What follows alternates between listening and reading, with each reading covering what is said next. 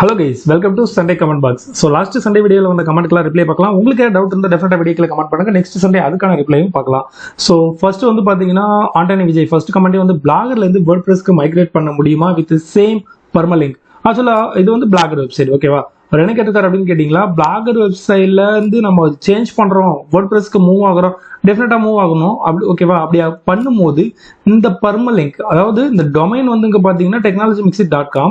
So இதுக்கு ஆப்போசிட்ல இருக்கிறது தான் பர்மலிங்க்னு சொல்லுவாங்க. இதுல டேட்டு, அடுத்து மந்த் இயர்லாம் ஷோ ஆகும். Blogger-ல அந்த மாதிரி இருக்கும், அது வந்து பை டிஃபால்ட் கொடுப்பாங்க. ஆனா WordPress-ல நம்ம வந்து பர்மலிங்க் கஸ்டமைஸ் பண்ண முடியும் நமக்கு பிடிச்ச மாதிரி, பட் Blogger-ல பண்ண முடியாது. அப்ப WordPress மைக்ரேட் ஆகும்போது இதே போஸ்ட் நம்ம நிறைய இடத்துல ஷேர் பண்ணிருப்போம், கூகுள் இண்டெக்ஸ் ஆயிருக்கும்.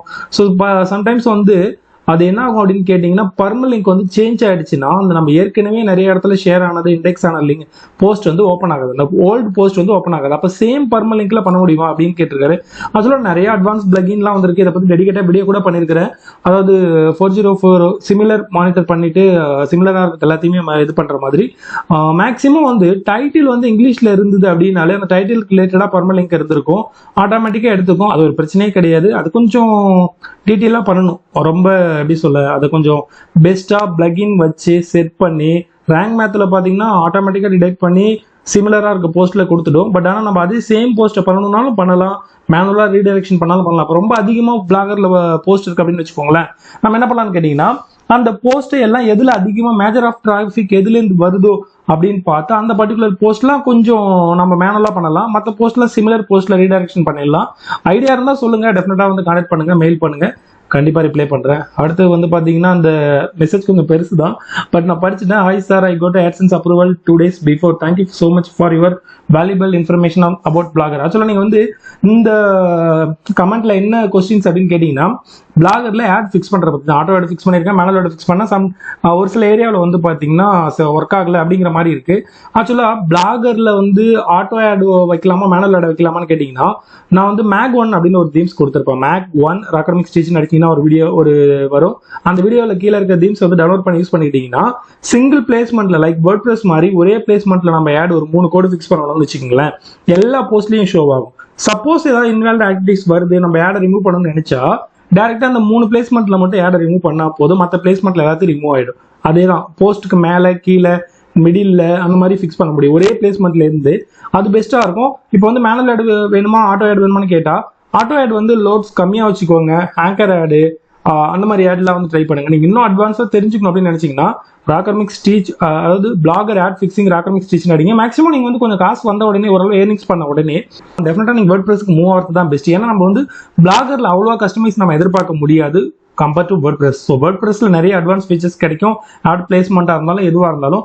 அது கூட பார்த்தீங்கன்னா நீங்க வந்து தீம்ஸ் ஏற்கனவே வந்து ஐ திங்க் வந்து ஏதோ ஒரு தீம்ஸ் பார்த்தேன், பிக்கி ஓகேவா, அந்த தீம்ஸ் யூஸ் பண்றேன் அப்படின்னு சொல்லியிருந்தீங்க.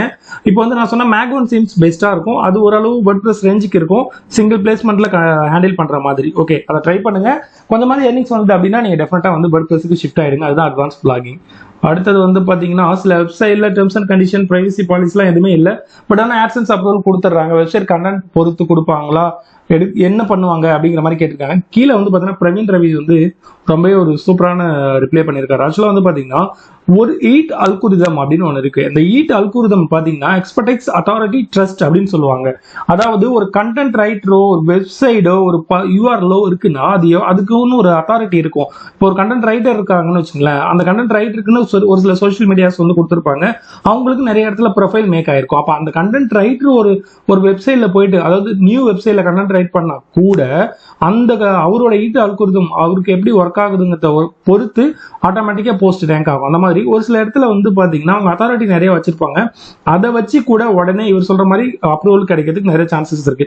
பட் ஆனா இப்ப நிறைய அல்கோரிதம் சேஞ்ச் பண்ணிருக்கிறாங்க. மத்தவங்களை பார்த்துட்டு நாமளும் அதே ஃபாலோ பண்ணணும் அப்படின்னு நினைக்கவே வேண்டாம். நம்ம ஃப்ரெஷ்ஷா இருக்கிறோம், புதுசா ஸ்டார்ட் பண்ணிட்டு இருக்கோம். அப்படி இருக்கும்போது கரெக்டா AdSense-ஓட ரூல்ஸை ஃபாலோ பண்ணுங்க. AdSense ஒரு பிளேலிஸ்டே வச்சிருக்கேன், அதை பத்தி டெடிகேட்டா சொல்லியிருக்கிறேன்.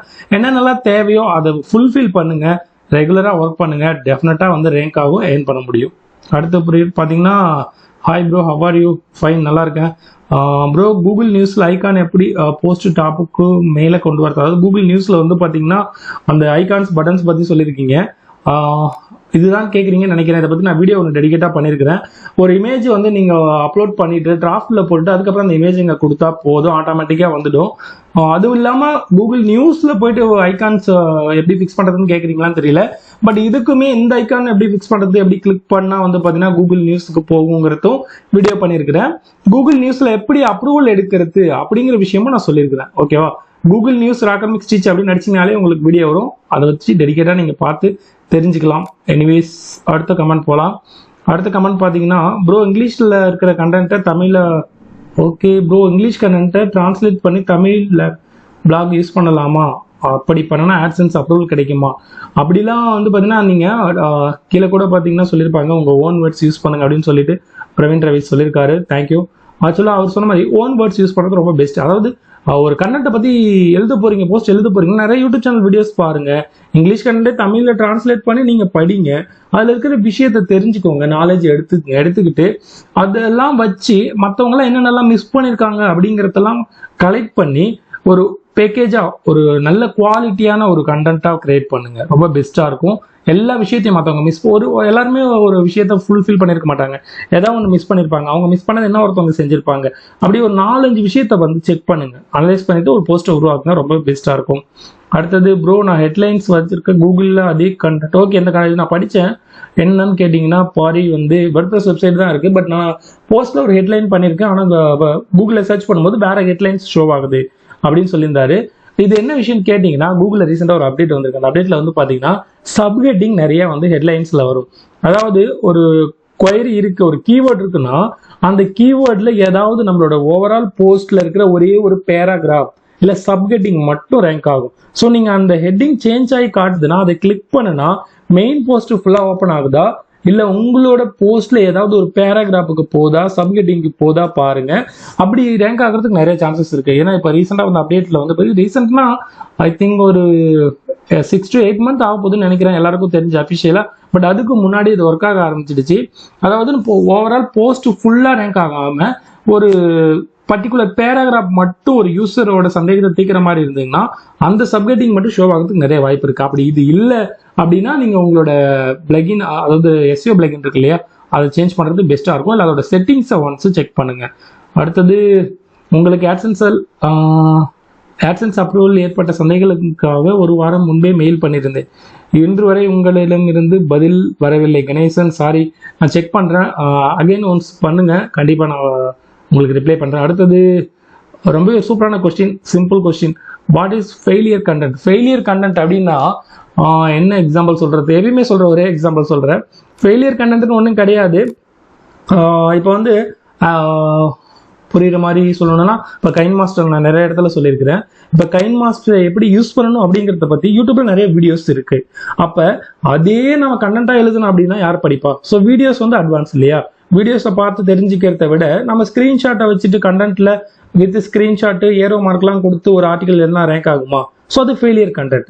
பட் அந்த ஆர்டிகல்லையும் ரேங்க் பண்ண முடியும்னா அதே யூடியூபர் அந்த கைன் மாஸ்டருக்கு உண்டான டேம்ப்ளெட்ல டவுன்லோட் பண்ணிக்கணும், கீழே லிங்க் கொடுத்து அந்த போஸ்ட்டை கொடுத்தா அவரால் ஏர்ன் பண்ண முடியும். ஸோ ஃபெயிலியர் கண்டென்ட்னு ஒன்று கிடையாது. ஆனால் அந்த எந்த இடத்துல இருந்து யார் அந்த ஒர்க்கை செய்கிறாங்க அப்படிங்கிறது தான். அது நம்ம வந்து யூடியூப் சேனல் இல்லாமல் நம்ம ஏற்கனவே ஒரு யூடியூப் சேனலில் பார்த்து கைன் மாஸ்டர் எப்படி பண்ணலாம், எப்படி வீடியோ மேக் பண்ணலாம், ஒரு எஃபெக்ட் கொடுக்கலாம் அப்படிங்கிறத நாம ஸ்கிரீன்ஷாட் வச்சு ஒரு போஸ்ட் எழுதிட்டு டிராஃபிக் வரும், ரேங்க் ஆகும் காத்துட்டு இருந்தா அது ஃபெயிலியர் கண்டென்ட். பட் அதே பர்சன் அவருக்கு நிறைய வியூஸ் வருது, ஏதோ ஒரு டேம்ப்ளெட் ஏதோ ஒரு ரீசனை சொல்லி கீழே இருக்க லிங்க்ல போயிட்டு அதை டவுன்லோட் பண்ணிக்கங்கன்னு டிவைட், அதாவது பார்த்தீங்கன்னா அவங்களை கன்வெர்ட் பண்றாரு, இந்த பக்கம் மாத்துறாரு. அப்படிங்கும் போது அவருக்கு அது சக்சஸ் கண்டென்ட். நம்ம என்ன பண்றோம், நமக்கு எது இன்ட்ரெஸ்ட், நமக்கு வந்து கம்மியான ஏர்னிங்ஸ் வந்தாலும் ரெகுலர் இன்கமா எது கொடுக்கும் அப்படிங்கிறத பொறுத்து தான் அது இருக்கு. எனிவேஸ், என்ன எக்ஸ்ட்ரா டவுட் இருந்தால் டெஃபினட்டா வந்து மெயில் பண்ணுங்க, பார்க்கலாம். அடுத்தது 17 போஸ்ட் போட்டிருக்கேன், இண்டெக்ஸ் ஆயிடுச்சு. இப்போ கூகுள் ரேங்க் ஆக மினிமம் எத்தனை டேஸ் ஆகும் ப்ரோ? கீவேர்ட் சென்சிட்டிவ் எவ்வளோ இருக்கு எல்லாமே சொல்லியிருக்கீங்க. 1 month ஆச்சு ப்ரோ, பட் 1 போஸ்ட் கூட ரேங்க் ஆகல. ஆக்சுவலா இந்த 1 மாசத்துல ரேங்க் ஆகும் அப்படின்னு நினைக்கிறது ரொம்ப பெரிய தப்பு. அதாவது ரொம்ப இப்ப நிறைய காம்படிஷன் ஆயிடுச்சு. நான் ஸ்டார்டிங்ல சொன்ன மாதிரி கேஜிஆர் மெத்தட் யூஸ் பண்ணி ஏதாவது ஒரு கீவேர்டு சர்ச் பண்ணா கூட ஒரு 500 போஸ்ட் மினிமம். இப்போ ஒரு கீவேர்டு சர்ச் பண்றீங்க, அந்த கீவேர்ட்ல வந்து நல்ல எஃபெக்ட் போடுங்க. அந்த கீவேர்ட்ல ஒரு பிலோ 500, ஒரு 500க்கும் கீழே சர்ச் வால்யூம் இருக்குன்னா எக்ஸாக்டா எனக்கு தெரிஞ்சு ஒரு 2000 சர்ச் வால்யூம் இருக்கும் கூகுள் ரெக்கார்ட் படி. அந்த சர்ச் வேல்யூ நீங்க ஒர்க் பண்ணும்போது அதுல இருந்து ஒரு 5 டிராஃபிக் வருது அப்படிங்கும்போது அதே ரெகுலரா கண்டினியூ பண்ணுங்க. ஒரு 6 மந்த் ஒர்க் பண்ணுங்க, ஒரு 500 போஸ்ட் பண்ணுங்க. அப்போ 500 போஸ்ட்லயும் ஒரு போஸ்ட்டுக்கு 5 பேர் வராங்கன்னா அப்போ மல்டிபிள் பண்ணுங்க எவ்வளவு வருது அப்படின்னு சொல்லிட்டு. அப்போ அவங்க கிட்ட இருந்து நமக்கு பேஜ் எவ்வளவு வரும் அப்படிங்கறத இன்க்ரீஸ் பண்ணுங்க. ஒரு போஸ்ட் அது கொஞ்சம் கொஞ்சமா தான் ரேங்க் ஆகும். நான் கிட்டத்தட்ட ஒரு 3 வருஷமா ஒரு போஸ்ட்ல ஒரு வெப்சைட்ல ஒர்க் பண்றேன். ஒரே போஸ்ட் தான் ரேங்க் ஆயிருக்கு. அந்த ஒரே போஸ்ட்ல இருந்து தான் இன்ன வரைக்கும் டிராஃபிக் வந்துகிட்டு இருக்கு, ஏர்னிங்ஸ் பண்ணிக்கிட்டு இருக்கேன். மற்ற போஸ்ட்லாம் அப்படியே தான் இருக்கு. அந்த மாதிரி நமக்கு எது நடக்கும் எது நடக்கான்னு சொல்ல முடியாது. ஒரே போஸ்ட் திடீர்னு பார்த்தீங்கன்னா ரேங்க் ஆகி நம்ம இமேஜின் பண்ண முடியாத அளவு ஏர்னிங்ஸ் வந்துடும். அதெல்லாம் டிபெண்ட் பண்ணி அதுல வந்து இன்டர்னல் லிங்கிங்லாம் ஃபோக்கஸ் பண்ணுங்க. வர ஒரு யூசரை 2-3 பேஜ் வியூஸ் பண்ற மாதிரி பாருங்க. அந்த மாதிரி நிறைய இருக்கு. அதே மாதிரி போஸ்ட் எழுதிட்டு அப்படியே விட்டுடாதீங்க. அந்த போஸ்ட்டை டைம் டு டைம் அப்டேட் பண்ணுங்க. கொஞ்சம் கொஞ்சமா ஒர்க் பண்ண உங்களுக்கு ஒரு விஷயங்கள் தெரிய வரும். ஒரு சில விஷயம்லாம் இப்போ நீங்க வந்து கண்டினியூஸா ஒரு 50 போஸ்ட் எழுதிட்டீங்கன்னா இதுக்கு முன்னாடி ஒரு இப்போ அதுதான் 51வது போஸ்ட் எழுதும் போது இதுக்கு முன்னாடி இதே மாதிரி ஒரு சேம் போஸ்ட் நம்ம எழுதிருக்கோம், அதை இன்டர்னல் லிங்கிங் கொடுக்கலாம். இதை பப்ளிஷ் பண்ண உடனே இந்த லிங்க் எடுத்துட்டு போயிட்டு அதுல கொடுக்கலாம் அப்படிங்கிற மாதிரி பாருங்க. ஓவரால் ஒரு 100 போஸ்ட் வந்துடுச்சுன்னா ஸோ இவ்வளோ போஸ்ட் எழுதிருக்கு. நம்ம ஏற்கனவே நம்ம வந்து கேட்டகரி ஃபிக்ஸ் பண்ணிருக்கோம், அந்த கேட்டகரியை கொஞ்சம் டிசைன் பண்ணலாமா. ஸோ 100 போஸ்ட் வந்துடுச்சு. ஏற்கனவே 3 கேட்டகரியில நம்ம ஒர்க் பண்ணோம். இந்த 100 போஸ்ட்லயுமே அதுலயும் நிறைய சப் கேட்டகரி பிரிக்கலாமான்னு பார்த்துட்டு மெனு செக்ஷன்ஸ்ல திரும்ப கேட்டகரி கொடுங்க. திரும்ப எல்லா கேட்டகரியும் டிவைட் பண்ணி போஸ்ட் எல்லாத்தையும் பிரிச்சு வைங்க. அந்த மாதிரி நிறைய போஸ்ட் எழுதிக்கிட்டே போனா மட்டும் வியூஸ் வராது. அதுல நிறைய அப்டேட்ஸும் கொடுக்கணும், வெப்சைட்லயும் நிறைய அப்டேட் பண்ணணும். இதெல்லாம் பண்ணி டெஃபினட்டா செய்யுங்க. ஓகேவா? என்னோட மெசேஜை படுத்துட்டு ரிப்ளை பண்ணதுக்கு ரொம்ப சந்தோஷப்படுகிறேன் எனது சகோதரரே. இன்னும் எவ்வளவோ இருக்கு. இது ரொம்ப சிம்பிள் ஒர்க் தான். அப்ப நான் பண்றதே வந்து பாத்தீங்கன்னா என்னோட எக்ஸ்பீரியன்ஸ்ல எனக்கு தெரிஞ்ச விஷயங்களை ஷேர் பண்றேன். நமக்கு மேலே எவ்வளவு பேர் இருக்காங்க வெளியே தெரியாம யூடியூப் சேனல் இல்லாம வெறும் பிளாகிங் மட்டும் பண்ணிட்டு எவ்வளவு லட்சக்கணக்கில் ஏர்ன் பண்றவங்களாம் இருக்காங்க. நிறைய கத்துக்க ட்ரை பண்ணுங்க. நிறைய இடத்துல நிறைய விஷயம் படிங்க, நிறைய விஷயத்த தெரிஞ்சுக்கோங்க. டெஃபினட்டா எல்லாமே சக்சஸ் ஆகும். அடுத்தது பாத்தீங்கன்னா ப்ரோ எனக்கு வெப்சைட் அப்ரூவல் எனக்கு வெப்சைட் அப்ரூவல் வாங்கிட்டேன் ப்ரோ. இப்போ நான் யூடியூப் சேனல்ல வீடியோ போட்டுட்டு இருக்கேன். ஓகே, உங்க கமெண்ட் நான் படிச்சுட்டேன். ஆக்சுவலா நீங்க இப்போதைக்கு வெப்சைட்ல அப்ரூவல் வாங்கிட்டீங்க, யூடியூப் சேனல் இப்போ ஓப்பன் பண்ணி ரன் பண்ணிட்டு இருக்கீங்க. இப்போ வந்து வெப்சைட்ல ஏர்னிங்ஸ் ஆகிட்டு இருக்கு. ஓகே, ஃபியூச்சர்ல மானிட்டைசேஷனுக்காக யூடியூப் சேனல் அப்ளை பண்ணும்போது சேம் ஆட்சன்ஸ்ல எப்படி பண்றது? இது ஒரு சிம்பிள் ஒர்க் தான். 4000 வாட்ச் அவர் 1000 சப்ஸ்கிரைப் ரீச் பண்ணுங்க. கம்யூனிட்டி ஸ்டேக் இல்லாம இருங்க. 2 ஸ்டெப் வெரிஃபிகேஷன்லாம் எனபிள் பண்ணுவீங்க. ஸோ எல்லாம் கம்ப்ளீட் பண்றதுக்கு அப்புறம் அப்ளை பண்றதுக்கான ஆப்ஷன்ஸ் வரும். அப்ளை பண்ணும்போது ஒரு ஆப்ஷன் கேட்கும், உங்களுக்கு ஏற்கனவே AdSense அக்கௌண்ட் இருக்கா அப்படின்னு சொல்லி கேட்கும். அந்த இடத்துல இப்ப நீங்க அப்ரூவல் பண்ணுனீங்க இல்லையா இமெயில் ஐடியில, ஸோ AdSense இமெயில் ஐடி சொல்றேன், இப்போ எனபிள் இருக்க அதே இமெயில் ஐடி கொடுங்க. ரெண்டுமே ஒன்னா கனெக்ட் ஆயிடும். ஒரு பெரிய விஷயமே கிடையாது. மேபி வேற அக்கௌண்ட் கொடுக்கலாம் அப்படின்னா வீட்டுல ஃபேமிலி மெம்பர்ஸ் இருக்கிறவங்க பேர்ல யார் பேர்லயாவது கொடுங்க. ரொம்ப சீக்கிரமா அப்ரூவல் கிடைக்க சான்சஸ் இருக்கு. இதுல வந்து ஏற்கனவே உங்களுக்கு வந்து பாத்தீங்கன்னா AdSenseல அப்ரூவல் எடுத்து வச்சிருக்கும் போது யூடியூப்ல ஒரு 20% வந்து பாத்தீங்கன்னா ரிஸ்க் ஃப்ரீயா இருக்கும். மற்றபடி ஃப்ரெஷ்ஷா பண்ணும்போது கொஞ்சம் செக் பண்றதுக்கு சான்சஸ் இருக்கு. இவ்வளவுதான். அதுக்கு பேக்எண்ட்ல ஒரு பெரிய விஷயம்லாம் கிடையாது. அங்கேயே நீங்க வந்து ஒர்க்ல மட்டும் ஃபோக்கஸ் பண்ணுங்க. AdSenseலாம் ஏர்னிங்ஸ் பண்றதுலாம் நம்மளோட ஒர்க் ஜெனுவனா இருந்தா டெஃபினட்டா நம்ம பின்னாடி எல்லாம் வந்துகிட்டே இருக்கும். எனிவேஸ், தேங்க்யூ ஃபார் வாட்சிங்.